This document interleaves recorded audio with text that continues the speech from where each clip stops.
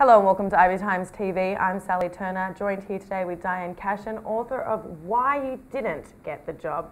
Diane, so what is the number one reason women don't get the job or fail to get that promotion? You know, it's hard to isolate it to one, but the CEOs that I work with ask me to coach women in three primary areas. One, risk-taking, right? To trust themselves, don't overanalyze the data, get, comfortable with enough information, then trust yourself in your gut, make the decision. The second thing is more exposure to business finance, the language of business, right? Pay attention to what's happening on Wall Street, make sure you understand the language of the financial environment and what the business is measured on. So if you're going to move up, you got to understand the language of business. And the last part is how they relate to business conflict. So women often look at that as actual conflict versus an opportunity to enroll others in their vision. So if women see a way that it should be as they go forward, when tension or leaders it's a very stressful place to be. It's your job to drive the business forward, get growth for your company, right, your shareholders, and take excellent care of your clients. So sometimes that creates tension, right, to get to that next place. Women sometimes view that as conflict, and they really they need to see it as enrolling others in what their vision is going forward. And with those three things, a lot of women are breaking up a lot of stuff to move to the next level of leadership. I feel like the common thread in those three things could be a female's insecurity. Is that what you mean? Yeah, the term I use is head trash. Women are complicated and we're supposed to be different than men, but what happens is we have many different roles that we play, right? Leader, wife, mother, sister, friend. We have a lot of obligations, but we also, because of that, our lives are very complex. So what happens is we have a lot of things we're thinking about. We're often distracted, and that can erode our confidence or our focus. And so that can show up sometimes as insecurity. So what you're pointing to is really great. You can have a brilliant woman, and it's not really what she's doing. Her brilliance is important, but it's more who she's being. Is she being confident? Is she being a leader? Does she have her voice? Does she know how to articulate what she wants? And if those things don't show up in the room, right, you can see it. And that's what holds them back. Now your book, I kind of like how it made a complex subject quite simple and easy to read. You give us 10 steps, 10 ways to kind of get to the top of success. But which step is the most crucial? Number one, on purpose. It's a lot of women, if I ask them, what do you want? They have a really hard time answering that because their lives are complicated. And I then challenge them. I'm saying, well, if you don't know what you want, how do you get people to follow you? And then from that place, I ask them, do you know who you are? That's where leaders get really rooted.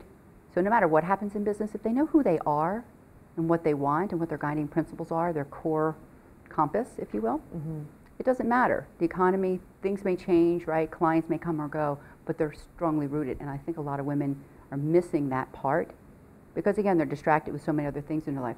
Like, who are you? What do you want? How will you create followership? And that's probably the most important step. Absolutely, just being self-aware. And another strong message I kind of got was you kept saying it's not about men versus women, but in business there are so many industries that are still male-dominated. So do you truly believe that it's not a competition between the genders in the workplace? I don't see it as that, and predominantly because there are a lot of great men that support women. What it really is there's the rules of the game of business have been designed by men for centuries and thousands of years, for all time. Where the gap is that women need to understand those rules. So if you understand the rules, you know how to play the game of business, and you have all the leadership attributes, your confidence as a leader, and you have the skills, obviously, right, the experience, you'll get welcomed in. It's the gap. Women need to look at the gap of who they are now, where they might have plateaued, to who they need to be in that space, right? But I don't get the sense that women are being blocked or stopped. It's more that not every person belongs there. Speaking of belonging there, you kind of go in depth also about leadership. Can everyone be a leader? Is it something that can be learned, or do you think it's something you're born with? I think that's a tough one. That's a balance. So I think it just comes more naturally to them. But I also believe that through my experiences, those who want to go from good to great or great to extraordinary, or those who really have a passion to be a leader, when they look at their gap, they put structures in place around that. So for example, they might hire an executive coach, someone like me that says, right, I don't know how to get there, but I have this passion and desire to do that. So then you get a plan around it. Well, you need to take this course, or you need to get exposed to that project, or you need to then take a look at yourself. Like, who are you being as a leader? Not everyone has that innate leadership attribute. And your book is also very reflective of your own career. You're a very successful woman in the past 30 years, but do you have any regrets? I think it was not spending more time with my leaders. Like, if I were in my 20s and 30s, if I were to go back and do it again, I would have spent a lot more time understanding what do my leaders care about versus I'm showing up at work every day and I'm doing my job. If I understand what my leaders care about, what's keeping them up at night, how they're measured for success, then what I can do is I can align what I'm working on to that. So one, spend more time with them, know what they care about, make a difference for them. When you make a difference for them, you change your trajectory of how quickly you're going to get promoted versus just coming in and working hard every day and saying, why didn't I get acknowledged for that? I do the best work, or I'm working very hard, why didn't I get promoted? It's oftentimes it's the alignment with your leader, your ability to articulate it, and then also to ask for the opportunity to move up. Speaking of, asking for that opportunity, you kind of go into your book as well, how some women are kind of scared and it's not considered humble to kind of ask for a promotion. When do you know it's a good time to kind of ask for a promotion, ask for a pay rise? I think a lot of us kind of in the workplace, we kind of feel like we deserve it, but like you said, it doesn't feel humble and it kind of feels arrogant. So when do we know when it's right? I think it's right anytime. Anytime. Personally. You have any project that you've done really well. Yeah, so it's that, comes from that confidence, but also what is the worst thing that could happen when you ask? So part of what the difference is women tend to, right out of university or high school or wherever they enter the workforce, they don't negotiate very well. So they start asking for maybe what they think they need, whereas men go out and they say, this is what I think I deserve and this is what I'm worth. So right in the beginning, we talk in the U.S. about the gap, what is it, 76 cents to the dollar. The men earn $1 and women earn 76 to the dollar, so 23%, 24% gap. Well, part of that happens right out of university. So then when you get incremental raises throughout your life, you're always behind.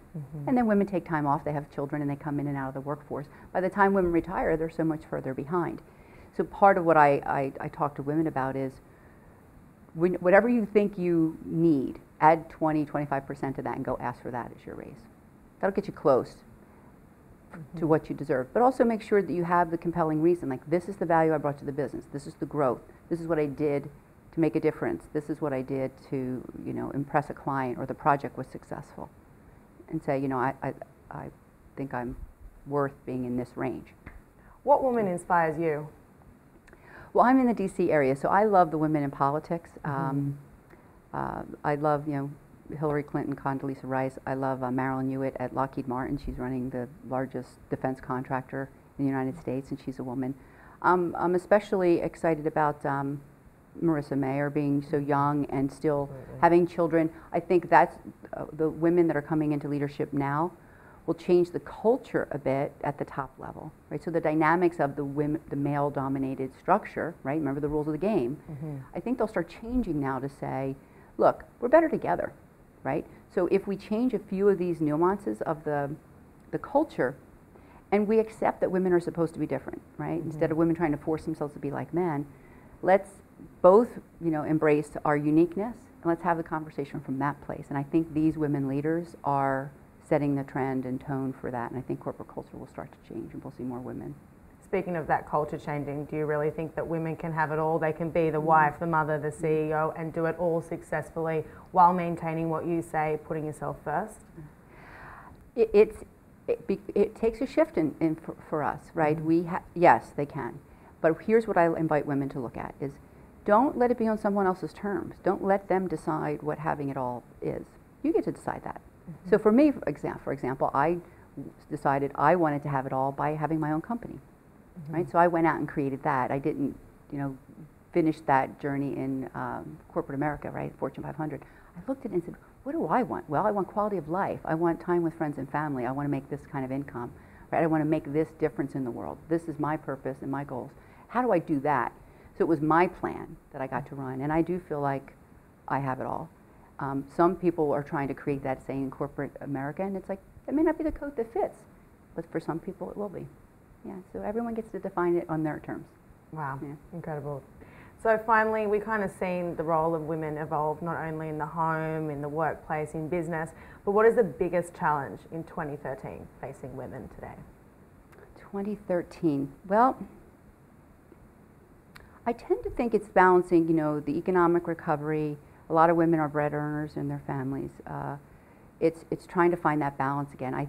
My biggest concern for women is that they're not taking care of their health because of financial stressors. Women will put themselves last. They'll take care of everyone else. So for women, I say, do things like, take good care of yourself. Get all your exams. Make sure you're healthy, right? Put yourself first. Because everyone else needs you.